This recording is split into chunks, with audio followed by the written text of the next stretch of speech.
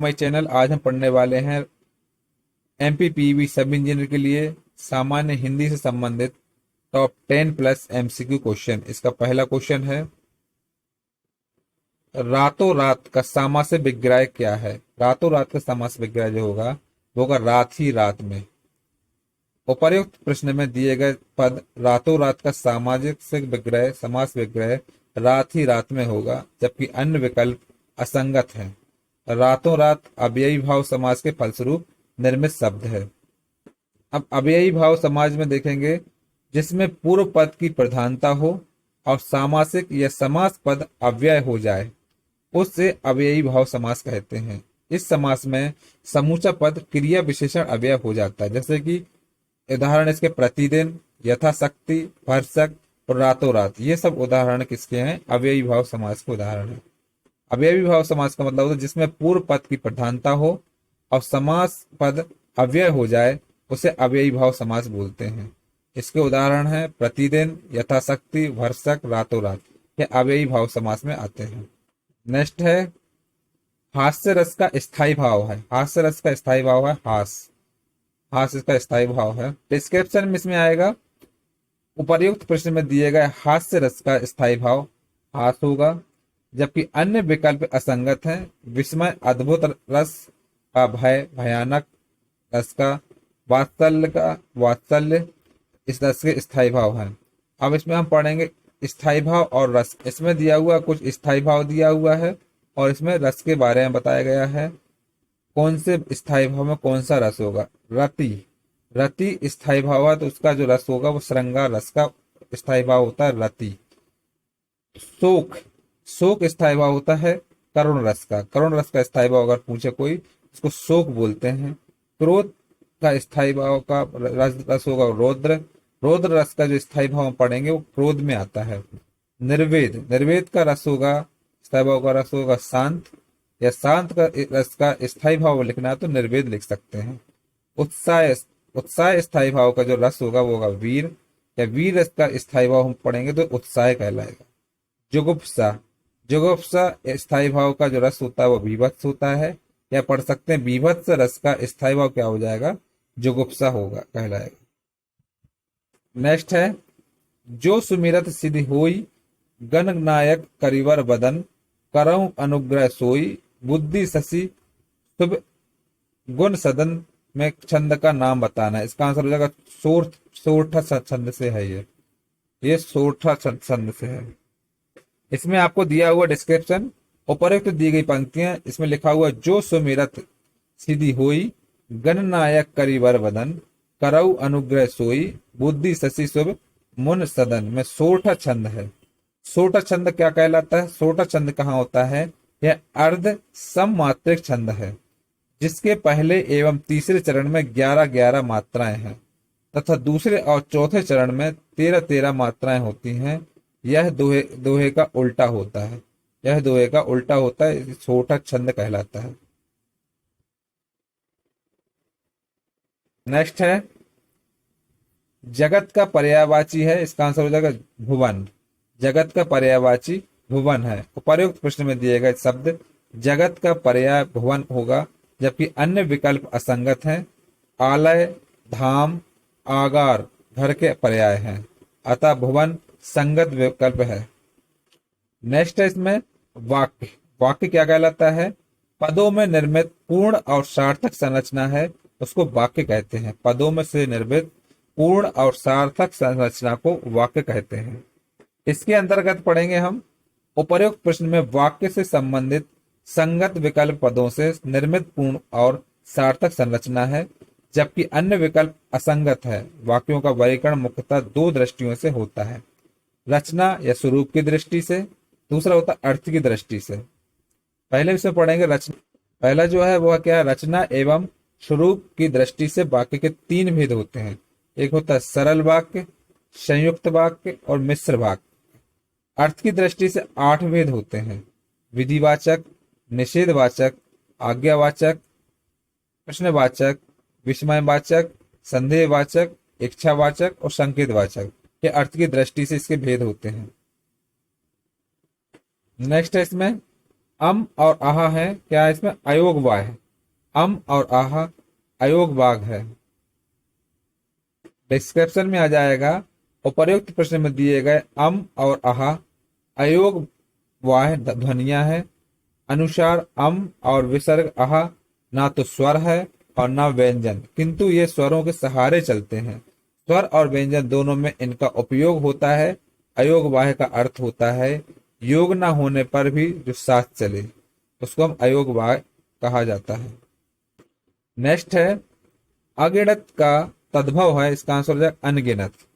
अगिनत का तद्भव अनगिनत है, इसमें आ जाएगा। उपर्युक्त प्रश्न में दिए गए अगिनत शब्द का विकल्पों में तद्भव रूप अनगिनत होगा, जबकि अन्य विकल्प असंगत है। अगिनत का अर्थ होता है जिसे गिना ना जा सके। अन्य महत्वपूर्ण तद्भव और तत्सम शब्द दिए हुए हैं, इसमें तद्भव दिया है और इसका तत्सम दिया हुआ है। तद्भव और तत्सम, तद्भव में दिया है पिया, पिया का जो तत्सम हो जाएगा वो प्रिय होगा।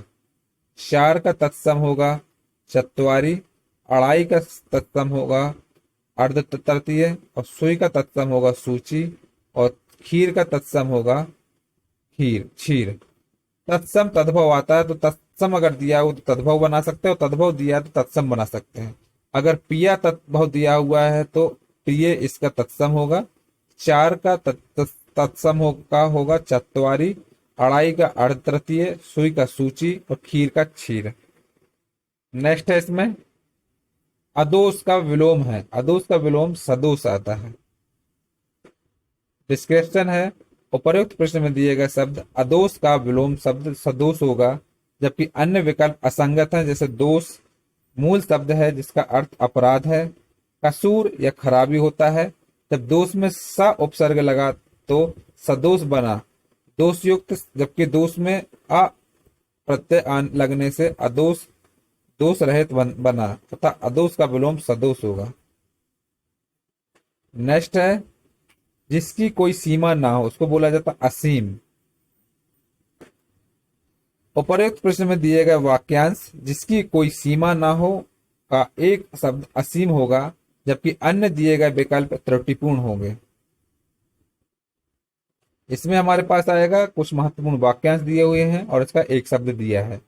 जो पृथ्वी से संबद्ध है मतलब पार्थिव, जो इंद्रियों को जीतने वाला जितेंद्रिय, शिव का उपासक सेव, जो कुछ नहीं जानता अज्ञ, जिसे जीता ना जा सके उसको अजय बोला जाता है। नेक्स्ट है इसमें मुख मयंक सम मंजू मनोहर में कौन सा अलंकार? इसका आंसर उपमा अलंकार है। इसके अंतर्गत आएगा उपर्युक्त प्रश्न में दी गई पंक्ति मुख मयंक सम मंजू मनोहर में उपमा अलंकार है। यहाँ पर मुख की को मयंक या चंद्रमा के समान मंजू मनोहर बताया गया है। उपमा अलंकार क्या होता है? जहां एक वस्तु की तुलना या समता दूसरी वस्तु से की जाए उसे उपमा अलंकार होता है। नेक्स्ट है खिचड़ी पकाना मुहावरे का अर्थ है। इसका आंसर छिप कर काम करना। खिचड़ी पकाना मुहावरे का अर्थ है छिप कर काम करना। डिस्क्रिप्शन है उपर्युक्त प्रश्न में दिए गए मुहावरे खिचड़ी पकाना का अर्थ होगा छिप कर काम करना। यदि अन्य विकल्प असंगत हैं, गुस्सा बढ़ाना का आग में घी डालना, स्वार्थ सिद्ध करना का अपना उल्लू सीधा करना का होगा। नेक्स्ट है मैं पुस्तक पढ़ूंगा में कौन सा वाच्य है? इसका आंसर कृत वाच्य है। उपर्युक्त प्रश्न में दिए गए वाक्य में मैं पुस्तक पढ़ूंगा में कृत वाच्य होगा। अन्य विकल्प असंगत है। अब इसमें हम जाने कृतवाच्य क्या होता है। जिस वाक्य में क्रिया कर्ता के अनुसार हो उसे कृतवाच्य कहते हैं। जैसे मैं पुस्तक पढ़ूंगा।